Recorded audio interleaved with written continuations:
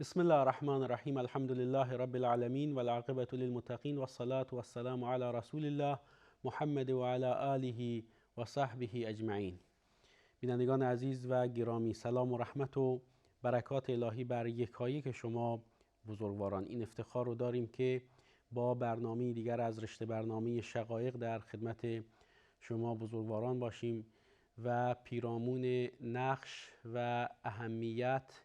و تأثیری که اخلاق خوب و شایسته در به هم پیوستگی نظام خانوادگی داره، پیرامون این موضوع با شما سخن بگیم. واقعیت امر این هست که و البته مطلع هم هستید که اخلاق مجموعه ای از رویکردهایی است که برآمده از درون و باطن انسان هست و در رفتار انسان نمایان میشه. به عبارت دیگر، آنچه که در رفتار و سلوکیات ما مشاهده میشه نتیجه آثار درونی است که بنابر عواملی دیگر از محیط پیرامونی و در اطراف ما اشکال مختلفی به خودش میگیره و تحت عنوان آداب و منش رفتاری ما تحت تعریف و مجموعه اخلاق و رویکرد اخلاقی ما می گنجه. قبلا در قسمت‌های گذشته بر این نکته تاکید کردیم که اخلاق خوب دو تأثیر کلی و اساسی در نظام خانوادگی داره. یکی این که از بروز مشکلات جلوگیری میکنه و طبیعی است که نظام خانوادگی مانند هر مجموعه دیگری با چالش‌ها و مشکلاتی مواجه میشه و اینجاست که نقش دوم و اساسی دیگر اخلاق خوب و شایسته انسان مسلمان به میان میاد و نقش خودش رو ایفا میکنه و اون عبارت هست از اینکه در هنگام بروز مشکلات و چالش‌هایی در تعاملات خانوادگی این اخلاق خوب و منش پسندیده هست که به حل مشکلات کمک میکنه به عنوان یک سبب مهم و اثرگذار در چارچوب قوانینی که الله متعال در نظام زندگی ما انسانها گذاشته. به همین خاطر هست که ما تأکید بر اخلاق رو هم در یک بعد کلی به عنوان یک مسئله اساسی و فراگیر در همه جنبه‌های زندگی خودمون در راهنمودهای قرآنی و نبوی و بلکه به طور کلی در همه ادیان مشاهده می‌کنیم که البته با تکمیل راهنمود الهی از جهت تبلیغی که بر این امت انجام شد، این موضوع در اسلام به کمال رسید و شکل بی‌نظیر اون رو در راهنمودهای قرآنی و نبوی مشاهده می‌کنیم. و از طرف دیگر تأکید بر اخلاق خوب و پسندیده در رفتاری مبتنی بر نحوه تعامل با اعضای خانواده بسیار مورد تأکید قرار میگیره. از یک جهت رسول خدا صلی الله علیه و آله و صحبه اجمعین میفرمایند ان من احبکم الی و اقربکم منی مجلسا یوم القیامة احاسنکم او احاسنکم اخلاقا. محبوبترین شما نزد من، نزدیکترین شما به من در قیامت و در آخرت و روز واپسین کسانی هستند که اخلاق خوب و پسندیده دارند. این جنبه کلی، عمومی، عام و فراگیر اخلاق خوب و حسنه برای انسان مؤمن هست، یا آنچنان که رسول خدا صلی الله علیه و آله و صحبه اجمعین در همین بعد فرمودند که ان اکمل المؤمنین ایمانا احسنهم، یا در روایت احاسنهم اخلاقا، که کاملترین مؤمن اون مؤمنی هست یا ایمان اون مؤمنی کاملتر هست که اخلاق بهتری داره. اما در جنبه نقش و اهمیت خاص و ویژه اخلاق خوب و پسندیده در ارتباط با نظام خانوادگی، این راهنمود رسول خدا صلی الله علیه و آله و صحبه اجمعین رو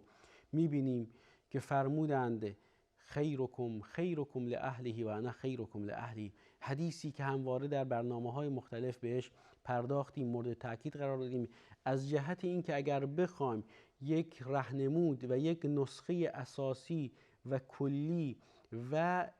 مسئله مهم و اساسی که نیازی به چانه زنی، نیازی به گمان زنی پیرامون اون نیست و واضح و روشن هست و برنامه سعادت و خوشبختی خانوادگی رو فراروی ما قرار میده، همین حدیث هست که عرض کردم و در نوع خودش اهمیت و نقش اخلاق خوب و پسندیده رو در اصلاح و بهکرد روابط خانوادگی میرسونه که رسول خدا صلی الله علیه و آله و صحبه اجمعین فرمودند بهترین شما اون کسی هست که در تعامل با خانواده خودش بهترین باشه. ضمن اینکه در این حدیث آنچنان که تاکید فرمودند و بهش بارها پرداختیم، تاکید می‌فرمایند بر این که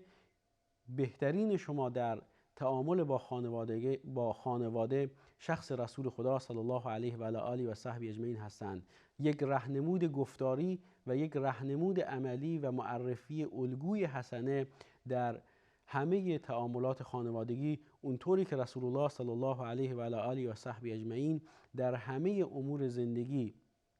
و در همه ابعاد زندگی الگو و اسوه حسنه هستند، در بحث روابط خانوادگی هم به طور خاص این الگوی خوب و پسندیده و اسوه حسنه رو در همه زوایا، ابعاد و مسائل و چالش‌ها و خوبی‌ها و ناخوشی‌های مرتبط با زندگی مشاهده می‌کنیم که چطور از رسول خدا صلی الله علیه و آله و صحبه اجمعین در ریز و درشت مسائل خانوادگی خودمون الگو برداری بکنیم و وقتی که نگاهی به این حدیث میاندازیم با نگاهی به این راهنمود الهی درباره رسول خدا صلی الله علیه و آله و صحبه اجمعین که از اخلاق سترگ و بزرگ ایشون سخن فرمود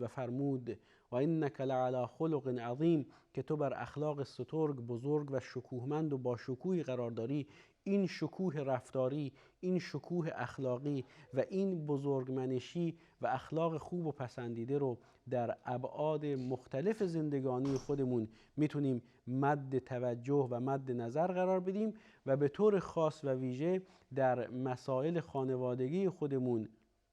چه خوشی‌ها، چه ناخوشی‌ها، چه نعمت‌ها، چه مصیبت‌ها، چه در حالت‌های مختلفی که در یک نظام خانوادگی ممکنه پیش بیاد، از این الگوی حسنه و از این اسوه حسنه الگو برداری بکنیم و بر همین اساس هست که یکایک راهنمودهای اخلاقی و یکایک دستورات اخلاقی مورد تاکید در قرآن کریم و سنت رسول خدا صلی الله علیه و آله و صحبه اجمعین، حتی اون جایی که جنبه عمومی و فراگیر داره، میتونه این حقیقت رو و این راه روشن رو فراروی ما قرار بده که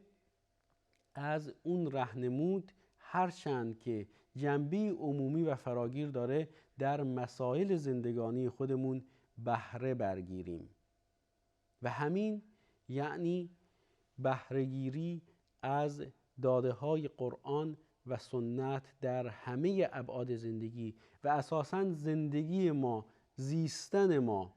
همین نفس کشیدن ما، حرکت کردن ما، تمام حرکات و سکنات ما، حتی در محیطی غیر از محیط خانواده، باز یه جورایی ربط داره و پیوند میخوره با خانواده و مسائل خانوادگی ما و این نقش و اهمیت و تأثیر اخلاق و اهمیت اون رو در رفتارهای مرتبط با عملکرد ما درباره نظام خانوادگی این اهمیت رو میرسونه. لذا این که رسول خدا صلی الله علیه و آله و صحبه اجمعین فرمودند که انما بعثت لاتمم مکارم الاخلاق، من مبعوث و برانگیخته شدم تا خوبی ها و ارزش های اخلاقی رو تکمیل بکنم، یعنی با بیان ارزش های اخلاقی، با معرفی مکارم اخلاق، راه روشنی رو برای زندگی انسان های فرمانبردار الله و رسول فراروی اونها قرار بدم. این راهنمود رسول خدا صلی الله علیه و آله و صحبه اجمعین حقا و به درستی که در رابطه با نظام خانوادگی ما مورد تاکید و مورد توجه قرار میگیره و از اهمیت خاص و ویژه‌ای برخوردار است. چطور امکان داره که در نظام اجتماعی ما به عنوان مسلمان تأکید داشته باشیم بر این حدیث رسول خدا صلی الله علیه و آله و صحبه اجمعین که باید ارزش‌های اخلاقی رو مد نظر قرار، چه حالا این ادعا جنبه شعاری داشته باشه و چه واقعا در زندگی ما، در زندگی اجتماعی ما، در تعامل با همکاران ما، در تعامل با محیط پیرامون ما، در تعامل با افراد کوچه و بازار و در تعامل با افراد گوناگونی که به طبیعت زندگی بشری خودمون باهاشون در تعامل و ارتباط هستیم، این حدیث نبوی رو چه شعارگونه و چه با عملگرایی مد نظر قرار بدیم. اما در رابطه با نظام خانوادگی خودمون این راهنمود کلی، فراگیر، جامع و شاملی رو که رسول خدا صلی الله علیه و آله و صحبه اجمعین از اون درباره ارزش‌های اخلاقی و مکارم اخلاقی سخن گفتند، این رو درباره نظام خانوادگی خودمون نادیده بگیریم. و متاسفانه این رویکرد رو می‌بینیم کسانی سعی می‌کنند در تعامل با همکاران خودشون، در تعامل با دوستان و آشنایات خودشون روی گشاده داشته باشند و باهاشون با گشاده رویی برخورد بکنند که این خیلی خیلی خیلی خوب هست و مورد تأکید قرار گرفته. رسول خدا صلی الله علیه و آله و صحبه اجمعین فرمودند لا تحقرن من المعروف شیئا ولو ان تلقى اخاک بوجه طلق، یا روایت طلق و طلیق یا الفاظ مختلفی که در حدیث اومده که هیچ کار خوب و پسندیده‌ای رو ناپسند نشمر ولو اینکه با برادر مسلمان خودت، با همکیش خودت با گشاده رویی و روی فراخ برخورد بکنی. این راهنمود رسول خدا صلی الله علیه و آله و صحبه اجمعین هست. اما اشکال در این هست که برخی از ما این رو میگیم، این حدیث رسول خدا صلی الله علیه و آله و سلم رو بارها بر زبان میاریم، حتی در عمل هم خیلی خوب در تعامل با سایر افراد جامعه بهش عمل میکنیم، اما در خونه و در همراهی با افراد خانواده اصطلاحاً عذرخواهی میکنم برج زهرمار هستیم، به گونه‌ای که اخم و تخم داریم و رفتار خوب و پسندیده یا اخلاق خوب و پسندیده اساساً با ما یا ما با این اخلاق در نظام خانوادگی خودمون بیگانه هستیم و این موضوعی است که نیازمند اصلاح است و ما باید در خودمون و در این رفتار خودمون تجدید نظر بکنیم. همچنان که رسول خدا صلی الله علیه و آله و صحبه اجمعین بر مکارم و ارزش‌های اخلاقی در همه تعاملات اجتماعی تاکید کردند، از یاد نبریم که این تاکید از خصوصیت و از اهمیت خاص و ویژه‌ای در رابطه با نظام خانوادگی برخوردار است. اگر از یک سو رسول خدا صلی الله علیه و آله و صحبه اجمعین از ایمان کامل مؤمنی سخن گفتند که ایمان او مؤمنی کاملتر هست که اخلاق بهتری داره، قطعاً این اخلاق بهتر در رابطه با نظام خانوادگی از اهمیت بیشتری برخوردار میشه، چون همین بزرگوار صاحب اخلاق سترگ رسول خدا صلی الله علیه و آله و صحبه اجمعین این حقیقت رو هم بیان فرمودند که بهترین شما اون کسی است که بهترین اخلاق و بهترین رفتار رو با خانواده خودش داشته باشه، ضمن که ایشون در این زمینه الگو بودن. اجازه میخوام نگاهی داشته باشیم به این آیه قرآنی که الله متعال میفرماد و سارعوا الی مغفرة من ربکم و جنة عرضها السماوات والارض، یک فراخوان الهی برای شتافتن به سوی بهشتی که پهنای اون آسمان ها و زمین هست، فراخوان الهی برای شتافتن به سوی مغفرت و آمرزشی از سوی پروردگار متعال. این از آن چه کسانی است؟ اعدت للمتقین، از آن کسانی است که تقوا پیشه میکنند. چطور امکان داره من در نظام خانوادگی کم توجه یا بی توجه باشم به ارزش‌های اخلاقی که ارتباط مستقیمی با تقوا داره و در همین آیه قرآنی خواهیم دید در ادامه آیه، و در این حال مدعی تقوا باشم؟ یا چطور امکان داره که انسانی که همگان درباره او قضاوت میکنن اهل تقواست، اهل مسجد هست، گشاده رو و خوشروست در تعامل با دیگران، اما در نظام خانوادگی خودش عبوس و ابرو در هم کشیده باشه و اخم و تخم داشته باشه و بی توجه باشه به این که همسرش، بی توجه باشه به این که فرزندش، بی توجه باشه به این که دختر جگرگوشش، بی توجه باشه به این که پسر جگرگوشش، بی توجه باشه به این که پدر و مادرش به لبخند او، به چهره گشاده و فراخ او نیازمند هستند و این نیاز عاطفی رو الله متعال در نظام خانوادگی گذاشته. لذا اگر نگاهی به ادامه آیه قرآنی داشته باشیم میبینیم که این بهشت که پهنای اون آسمان‌ها و زمین هست، به مانند آسمان‌ها و زمین هست، برای کسانی فراهم شده که به یک سری ارزش‌های اخلاقی که در راستای تقوا پیشگی است متعهدند و بهش عمل می‌کنند. اونها کیان؟ الذین ینفقون فی السراء و الضراء، کسانی که آشکارا و در نهان انفاق می‌کنند.